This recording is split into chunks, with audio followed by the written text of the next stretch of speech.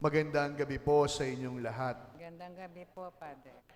Ang linggo pagkatapos ng Pasko ay ipinagdiriwang ang dakilang kapistahan ng pamilya ni Jesus, Maria at Jose o ang banal na mag-anak.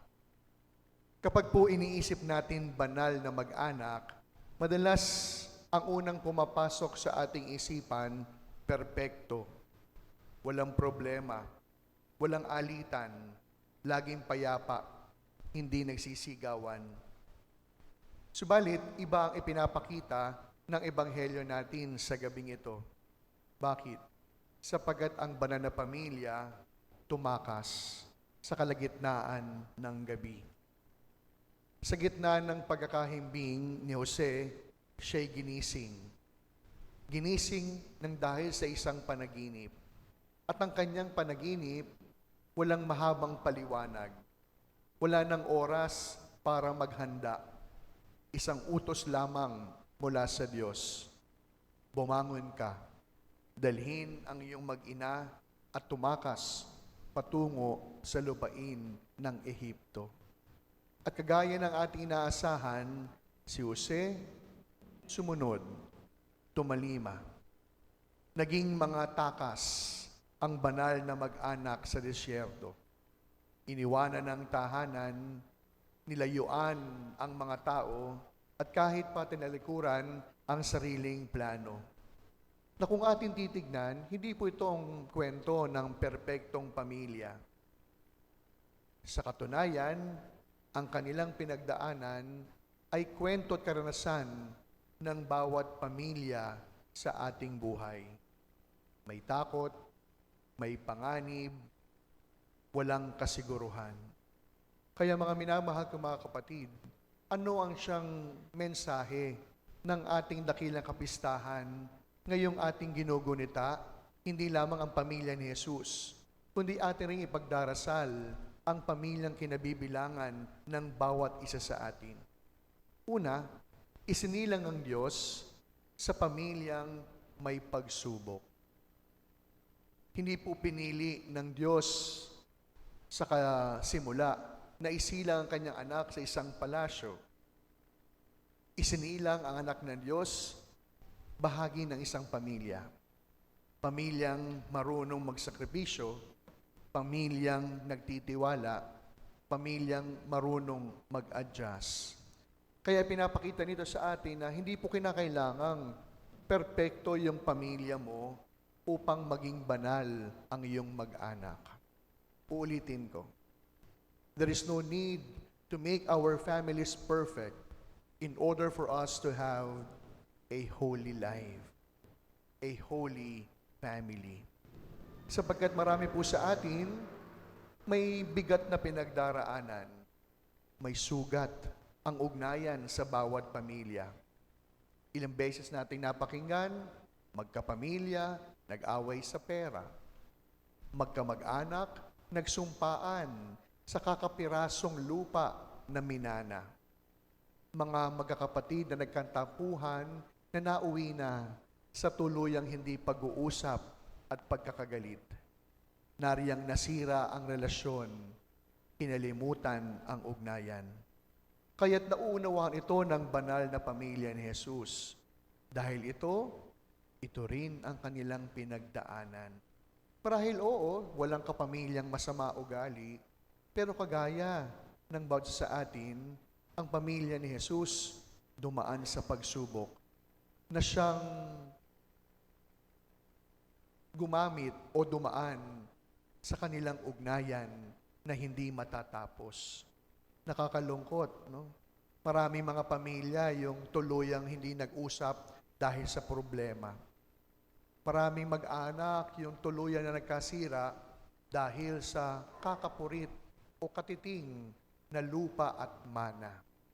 Kaya alam niya ni Jesus, hindi man sila nag-away sa mana o pamilya, pero dumaan sila sa matinding pagsubok na siyang sumukat ng kanilang pagsasama. Kaya kapatid, ang unang aral na dapat nating bitbitin pauwi ng inyong mga tahanan, hindi kinakailangan maging perpekto, upang maging banal ang inyong angkan. Pangalawa, si San Jose, ang kanyang pagiging tahimik, na sa kabila ng kanyang katahimikan, ipinagtanggol ang kanyang tahanan. Malimit, hindi po nagsasalita, o most of the times, hindi po nagsalita si Jose. Hindi na nga nagsalita, lagi pang natutulog. Ngunit, sa kabila ng kanyang katahimikan, nag-uumapaw yung kanyang piniling gawin para sa kanyang pamilya. Bakit? Hindi mo siya nagsasalita, nakikinig siya. Siya man ay nananaginip, pero piniling magtiwala. Sa madaling salita, pinotektahan ang kanyang pamilya. Ipinaglaban ang kanyang mag-ina. Hindi po nakipagtalo si Jose sa Diyos. Hindi po siya nag-alinlangan at lalong hindi siya nagpatumpik-tumpik. Kara-karaka.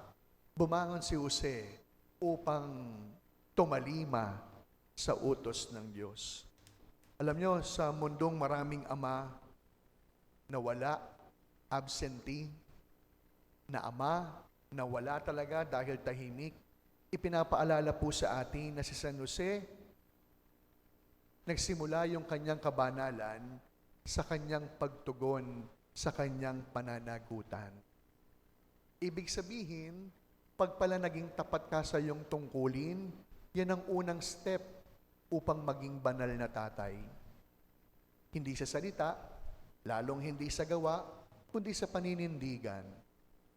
Kaya sana po, mga mahal na tatay na narito ngayon, mga tatay na nagsisimba at nakatunghay, no?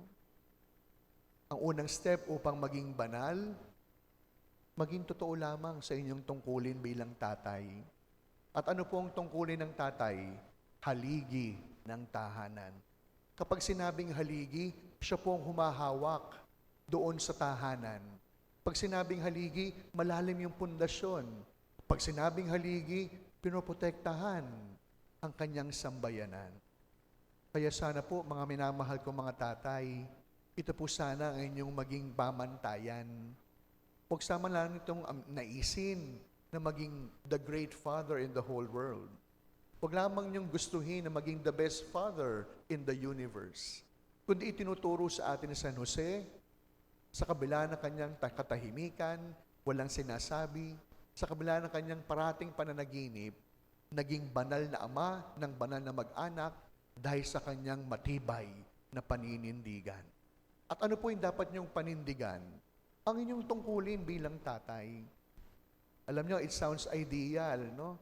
Sapagkat maraming mga tatay, ang hindi man marunong maging ama, naging tatay lang dahil sa kanila kinuha ang bahagi ng ating pagkatao, pero hindi naman naging ama.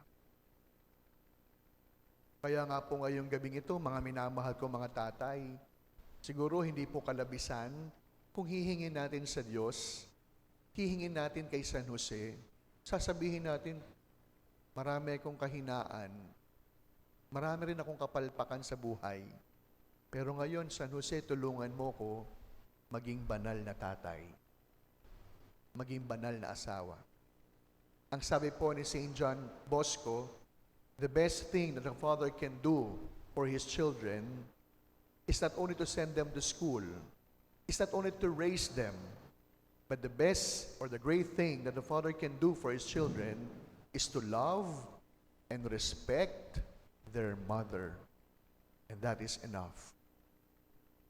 Imagine, ang pinaka-the best daw po na pwedeng gawin ng isang tatay ay yung galangin at mahalin ang nanay ng kanyang mga anak. Sapagkat paano po gagalangin ang isang babae kung mismong yung tatay ang sumasalbahi sa kanya? Paano siya nirespetuhin ng ibang tao kung mismong yung sandigan ng tahanan ang siyang unang hindi tumutupad ng kanyang tungkulin sa kanya bilang kanyang asawa? Kaya mga tatay, ito ang siyang pangalawang paalala po sa atin. Naging banal si San Jose kahit wala siyang sinasabi. Naging banal si San Jose sapagkat marunong niyang panandigan ang kanyang pananagutan. Pangatlo, ang mahal na birhen, ang ilaw ng tahanan, ang kanyang pananampalataya sa gitna ng dilim na kanilang nararanasan. Buhat po ni Maria ang kanyang sanggol, ngunit buhat din niya ang takot at kawalan ng katiyakan.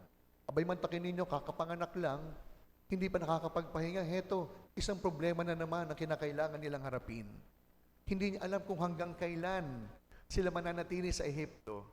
Hindi niya alam kung ano ang naghihintay sa kanila. Pero isa ang nagpabanal sa mahal na birhen, nagtiwala siya.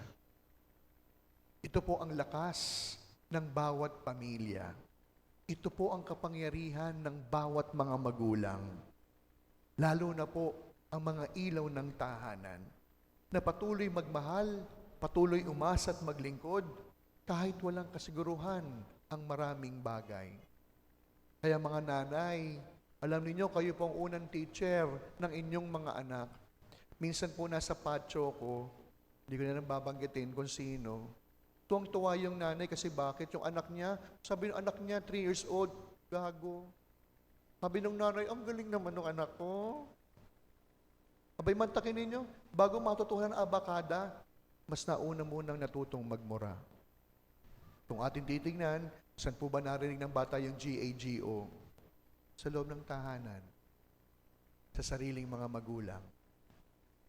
Kaya paalala po, mga magulang, walang tagumpay na pwede niyong makamit sa mundo kung kayo'y nabigo naman sa loob ng tahanan. Uulitin ko, walang tagumpay na kaya niyong abutin sa mundo kung nabigo naman kayo bilang mga magulang. Sasabihin ng mga magulang ngayon, aba Father, ang mga bata ngayon iba na. Mga bata ngayon hindi na marunong makinig. Mga bata ngayon matigas na ulo. Totoo naman yon. Pero tatandaan ninyo mga minamahal ko mga magulang, hindi man nakikinig ang ating mga anak. Hindi man nila pinakikinggan ang ating bawat sinasabi. Pero isang sigurado, hindi man sila nakikinig, patuloy silang nanonood. Patuloy silang nagmamatsyag sa bawat ginagawa ng mga matatanda. Kaya alam niyo, nalulungkot ako dito sa ating parokya. Although, hindi na ganun kalungkot kasi may mga nagsisimba na. Paano mo hihikayatin magsimba yung bata? Yung magulang nga, hindi marunong magsimba. Paano mo sasabihin sa mga bata na magsimba ay mahalaga? Yung mismong magulang nga, hindi kayang magsimba. Alam nyo, malapit po yung puso ko sa mga sakrisan natin. No? Of course, bilang tatay, no? Bilang father, pare. No? Gusto ko, syempre, lumaki silang mabubuting mga bata. Meron tayong isang sakristan.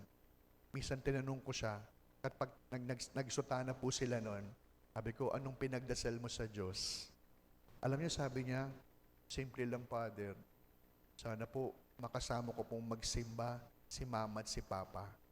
Sabi ko, bakit? Para po makita nilang nagsiserve po ako. Sakit. Hindi ko po anak yung sakrisan, pero habang sinasabi niya yun, ramdam ko yung nais ng kanyang puso. Kaya hindi rin totoo na yung mga bata matigas ang ulo, maraming gusto, hindi marunong makinig. Siguro kung pakikinggan lamang ng mga magulang, ang mga piping sigaw ng mga bata, ano kanilang kailangan, kagaya ng batang ito na ating sakristan, simple lang yung gusto niya. Makita siya ng kanyang mga magulang, nagsiserve sa ating simbahan. Hindi mo kinakailangan ng maraming pera, hindi kinakailangan ng mataas na pag-aralan, simple lang yung kanyang kahilingan. Kaya ito po yung pangalawa o pangatlong turo po sa atin ng banal na mag-anak. Mga nanay, huwag po kayong mapagod na magtiwala. Sapagkat bilang ilaw ng tahanan, tandaan ninyo, ilaw kayo ng tahanan. Hindi po kayo mga poste sa lansangan. Yung mga nanay po, nasa lansangan, akala nila poste sila. Kaya nakakalimutan ng liwanagan ang kanilang pamilya sa loob ng kanilang pamamahay. At panghuli, naniniwala ako, hindi dahil Diyos si Jesus, kundi natutuhan niya ang kabutihang asal sa loob ng tahanan. Marahil hindi naging mahirap kay Jesus na magbigay ng sarili sa pagkakapako sa krus sapagkat unyang nakita ito sa kanyang tatay. Hindi siguro naging mahirap para kay Jesus na maging maunawain, mapagpatawad sapagkat ito'y natutuhan niya sa kanyang nanay. Kaya mga minamahal kong mga magulang na naririto, makikiusap po ako sa inyo. Huwag na huwag po kayong papayag na si Mr. Google ang magtuturo sa inyong mga anak. Do not allow Mr. Google to teach your children about love. Do not ever allow Mr. Google to teach your children about sexuality. And don't ever allow Mr. Google to guide your children because you are nowhere to be found. Sapagkat kung yung bata, kapag hindi po niya natutuhanan ng pagmamahal sa loob ng tahanan, hahanapin po niya yan sa labas ng tahanan. Yung bata, kapag hindi po siya nakaramdam ng pagtanggap sa loob ng bahay, hahanapin niya yan sa labas ng tahanan. Kaya po siguro si Jesus, naging madali para sa kanya ang maging mabuting bata. Hindi lamang natutuhan sa loob ng bahay, naranasan din sa kanyang mga magulang. Tunay na mahirap po maging magulang sa panahon ngayon. Sapagkat paglabas ng tahanan ng inyong mga anak, nariyan ang social media. Nariyan ang ibang mga tao. Nariyan ang kanilang mga barkada. Pero pansinin ninyo, paglabas ng tahanan, marami silang madadaanan, pagtungo sa kanilang paaralan, pero pansinin ninyo, sa buong maghapon, muli siyang babalik ng tahanan. Ibig sabihin, anumang natutuhan sa labas, pwedeng itama pag nasa loob ng tahanan. Anumang natutunan sa loob ng tahanan, pwedeng dalhin sa labas ng tahanan. Kaya ito po ang siyang paalala ng banal na pamilya. If you want to change the world, we go back to our homes. If you want to change the world, we begin with our families. Kaya sa pagpapatuloy ng ating pagdiriwang, hindi kinakailangan maging perpekto upang maging banal ang tahanan. Sapat nang magtiwala, sapat nang maging responsable, sapat nang matuto sa loob ng tahanan, nang sa gayon, ang bawat pamilya dito sa Peñafrancia, matatawag nating pamilyang banal. Amen.